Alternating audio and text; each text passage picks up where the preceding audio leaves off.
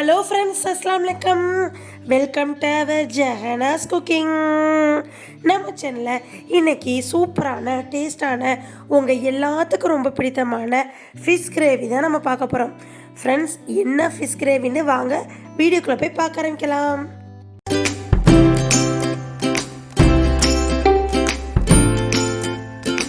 Friends, உங்களுக்கு cut பண்ணுறதை பார்த்தாலே ஓவராலாக தெரியும். சங்கரா மீன் தான் வாங்கியிருக்கேன். செந்நகரங்க, நகரையில் செந்நகரை சங்கரா மீன் சொல்லுவாங்க. இந்த நகரைக்கே நிறைய பேர் இருக்குது. ஃப்ரெஷ்ஷாக இருந்துச்சு. அதில் தான் 2 கிலோ மீன் வாங்கியிருக்கேங்க. வாங்கி கட் பண்ணுற வீடியோ. வீட்டுக்கு வந்து அதை அலசி க்ளீன் பண்ணி குழம்பு வச்சது. எப்போவுமே நீங்கள் குழம்பு சோறு அப்படின்னு சாப்பிடாம இடியப்பம் இட்லிக்கு சாப்பிடுங்க. நான் மீன் குழம்பு வச்சு இடியப்பமும் ஃபிஷ் ஃப்ரை வச்சு தான் சாப்பிட்டோம். சூப்பராக இருந்துச்சு, டேஸ்ட்டாக இருந்துச்சு. நீங்களே ட்ரை பண்ணுங்கள். வாங்க மீன் குழம்போட செய்முறை பார்ப்போம். தேவையான பொருட்கள்: சங்கரா மீனோட தலை மட்டும் நான் எடுத்திருக்கேன். தேவையான பொருட்கள் என்னென்னு பார்ப்போம். சின்ன வெங்காயம், பெரிய வெங்காயம், அரை வெங்காயம் அடிக்கிறதுக்கு, தேங்காய், நெக்ஸ்ட்டு புளி, ஒரு லெமன் சைஸில் புளி எடுத்து ஊற வச்சுருக்கேன். சங்கரா மீனோட தலை மட்டும் யூஸ் பண்ணியிருக்கேன். அப்புறம் துண்டுலாம் வந்து பொரியல் மீன் போட்டேன். அப்புறம் சங்கரா மீன் குழம்புக்கு மாங்காய் சேர்த்தா செம்ம டேஸ்ட்டாக இருக்கும். அதனால் இன்றைக்கி மாங்காய் சேர்த்து தான் வைக்க போகிறேன். அடி கனமான பாத்திரம் எடுத்துக்கோங்க. உங்களுக்கு எந்த எண்ணெய் வேணாலும் ஊற்றிக்கலாம். ஆனால் நல்லெண்ணெய் ஊற்றினா டேஸ்ட்டாக இருக்கும். கொஞ்சம் எண்ணெய் சூடுனதும் 2 வெந்தயம், சோம்பு, சீரகம். நான் எப்போவுமே தனித்தனியாக போட மாட்டேன். சோம்பில் கொஞ்சம், சீரகம் கொஞ்சம் போடுவேன். டேஸ்ட்டு கொடுக்கும். வெந்தயம், சோம்பு, சீரகம் பொரிஞ்சதுக்கப்புறம் நான் இன்றைக்கி சின்ன வெங்காயம் மிக்சியில் ஒரு அடி அடித்து தான் இந்த குழம்புக்கு சேர்க்க போகிறோம். ஃப்ரெண்ட்ஸ் பாருங்கள், மிக்சியில் அடித்தாச்சு. இப்போ வந்து நம்ம சேர்த்துக்குவோம். சேர்த்து அந்த வெங்காயம் நல்லா பொரியிற அளவு வதக்கிக்கிறேன். ஃப்ரெண்ட்ஸ், வெங்காயம் வதங்குறதுக்கு தேவையான அளவு உப்பு கொஞ்சோன்னு சேர்த்துக்குவோம். ஃப்ரெண்ட்ஸ் பாருங்கள், உப்பு கொஞ்சோன்னு சேர்த்துக்கிட்டாச்சு. உப்பு சேர்த்து வதக்குனதுக்கப்புறம் தேங்காய், காமுடி தேங்காவை எடுத்து சின்ன சின்ன துண்டுகளாக கட் பண்ணி வச்சுட்டேன். அந்த தேங்காவை ஒரு அடி மிக்சியில் அடிச்சுட்டு வந்து அதில் சின்ன வெங்காயத்தில் 2, பெரிய வெங்காயத்தில் ஒரு வெங்காயமும் போட்டு சேர்த்து அதோட எல்லாம் கலந்த மசால் தூள், குழம்புக்கு மல்லித்தூள் இருக்குல்ல, எல்லாம் கலந்த மல்லித்தூள், அதில் உங்களுக்கு நார்மலாக வீட்டுக்கு எவ்வளோ அளவு போடுவீங்களோ அதையும் போட்டு கொஞ்சோண்டு தண்ணி ஊற்றி அடிச்சுட்டு பேஸ்ட்டாக உங்களுக்கு காமிக்கிறேன். ஃப்ரெண்ட், இதுக்கடையில் தக்காளி போடுறதுக்கு முன்னாடி ஒரு தக்காளி, 2 தக்காளி வச்சுருந்தேன். ஒரு தக்காளி அடிக்கிறதுக்கு, ஒரு தக்காளி வதக்கிறதுக்கு. அந்த ஒரு தக்காளியோட விதைகளை எண்ணெயில் புழிஞ்சு விட்டு அதை ஒரு தக்காளியை போட்டு அடிச்சுக்கணும். ஒரு தக்காளியை வதக்கிக்கிறணும். இந்தளவு வெங்காயம் வதங்கினா போதும். தக்காளி போடுறப்பயே கருவேப்பிலையும் ஒரு பச்சை மிளகாவும் பிச்சு போட்டிருக்கேன். அதையும் போட்டு வதக்கிக்கோங்க. ஃப்ரெண்ட்ஸ், இப்போ நான் வந்து பேஸ்ட்டாக அடிச்சுட்டு வந்துட்டேன். அந்த பேஸ்ட்டில் வந்து நம்ம தக்காளி சேர்த்துக்கணும். தக்காளி சேர்த்து மறுபடியும் பேஸ்ட்டாக அரைச்சிட்டு வந்து வச்சுட்டேன். இன்னொரு ட்ரிக்ஸ் சொல்கிறேன். இது டிப்ஸு சூப்பராக இருக்கும், டேஸ்ட்டாக இருக்கும். நீங்கள் எப்போவுமே அரைச்ச மசாலாவில் கொஞ்சோண்டு பொரிச்ச மீனுக்கு தடவி சாப்பிட்டீங்கன்னா அதை பொரித்து சாப்பிட்றப்ப செம்ம டேஸ்ட்டாக இருக்கும். ஃப்ரெண்ட்ஸ் பாருங்கள், இப்போ தக்காளி வெங்காயம் எல்லாம் வதங்கிருச்சு.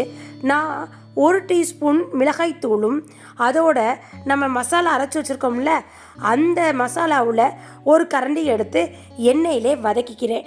ஃப்ரெண்ட்ஸ், எனக்கு அப்படியே கமண்டு வாசமான கமலுது.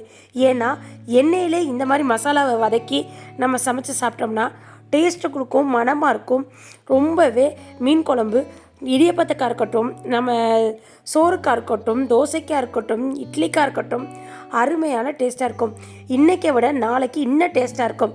நம்ம ஒரு லெமன் சைஸ் அளவு புளி எடுத்து ஊற வச்சுருந்தோம்ல, அதை கரைச்சி திக்கான புளியாக ஊற்றிக்கணும். ஃப்ரெண்ட்ஸ் பாருங்கள், இந்த அளவு ஊற்றிக்கிட்டு மசால் எல்லாம் அரைச்சி வச்சுருக்கோம்ல அந்த மீதி பேஸ்ட்டையும் ஊற்றிக்கணும். உங்களுக்கு எந்த அளவு குழம்பு கூட்டணுமோ அந்த அளவுக்கு நீங்கள் கரைச்சி ஊற்றிக்கங்க. மிக்சியில் மசாலா இருக்கும்ல அதெல்லாம் தண்ணி போட்டு கரைச்சி ஊற்றி டேஸ்ட் பண்ணி பாருங்கள். உங்களுக்கு டேஸ்ட்டில் உப்பு சுவை கம்மியாக இருந்துச்சுன்னா உப்பு சேர்த்துக்கங்க. ஃப்ரெண்ட்ஸ் எனக்கு கொஞ்சம் கரெக்டாக இருக்குது. நம்ம மீன் போட்டதுக்கப்புறம் அதுக்கப்புறம் நம்ம பார்ப்போம். இப்போ நம்ம ஏற்கனவே அடித்த மசாலேருந்து ஃபிஷ்ஷுக்கு கொஞ்சோன்னு எடுத்து வச்சுருக்கோம்ல அந்த பக்குவம் எனக்கு யார் சொன்னதுன்னா எங்கள் நன்னி. கிட்டத்தட்ட ரொம்ப காலத்துக்கு முன்னாடிலேருந்தே அவங்க அம்மியில் அரைச்சி அப்படி தான் செய்வாங்க. அது மாதிரியே எங்கள் மம்மி செஞ்சாங்க. மம்மியிலேருந்து இப்போ நானும் இதே மாதிரியே மசாலா அரைச்சி போட்டு பொரிக்க ஆரம்பிச்சேன். ஆரம்பிச்சிட்டு செம்ம டேஸ்ட்டாக இருந்துச்சு. இப்போ பாருங்கள் 5 நிமிஷம் நல்லா கொதிச்சிருச்சு. இப்போ நம்ம மீன் துண்டுகள்லாம் எடுத்து போட்டுக்குவோம். ஃப்ரெண்ட்ஸ், இந்த மீன் துண்டு போட்டு ஒரு கொதிச்சதுக்கப்புறம் தான் மாங்காய் போடணும். அதுவரை நீங்கள் மாங்காய் போட்டுறக்கூடாது. ஏன்னா மாங்காய் கரைச்சிருச்சுன்னா ரொம்ப புளி கொடுத்துரும். இப்போ இந்த மீன் வந்து உப்பு அப்புறம் காரத்தையெல்லாம் இழுக்கும். அதுக்கப்புறம் நீங்கள் டேஸ்ட் பண்ணி பார்த்து உப்பு சுவைகள் இன்னும் கொஞ்சம் வேண்டாம் போட்டுக்கலாம். இப்போ ஒரு கொதிச்சிருச்சு. இந்த ஸ்டேஜில் லோ ஃப்ளேமில் வச்சுட்டு 3 நிமிஷத்துக்கு மறுபடியும் மூடி போட்டு வேக வச்சுக்கோங்க. நல்லா நீங்கள் பார்த்தீங்கன்னா கொஞ்சம் லைட்டாக எண்ணெய் வந்து மிதந்து தனியாக இருக்கும்.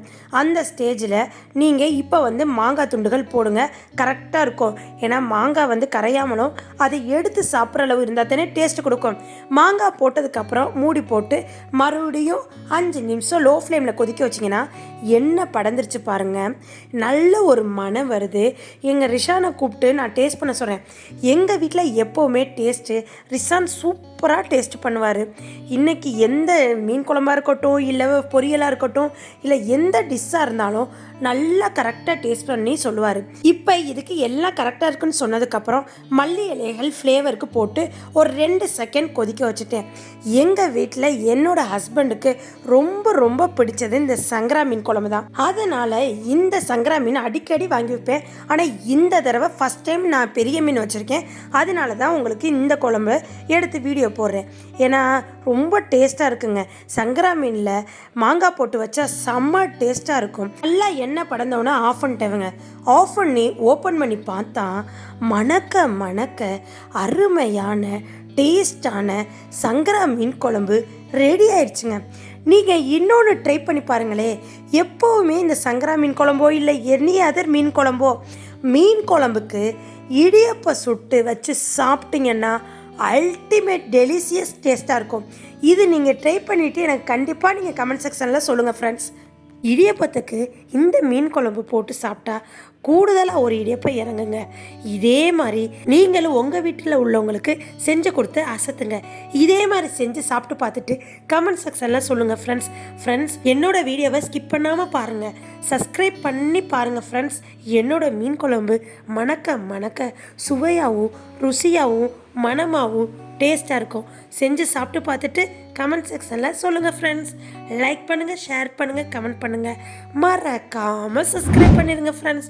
பக்கத்தில் உள்ள பெல்லைக்கானை கிளிக் பண்ணிங்கன்னா தான் நான் போடுற புது ரெசிபி புது விளாக் உங்களை வந்து சேரும். இதே போல் நெக்ஸ்ட் ஒரு அருமையான விளாகில் உங்களை வந்து சந்திக்கிற வரை எனக்காண்டி வெயிட் பண்ணுங்கள். நெக்ஸ்ட் வீடியோவில் பார்ப்போம். தேங்க்யூ மக்களே. அஸ்ஸலாமு அலைக்கும். பாய்.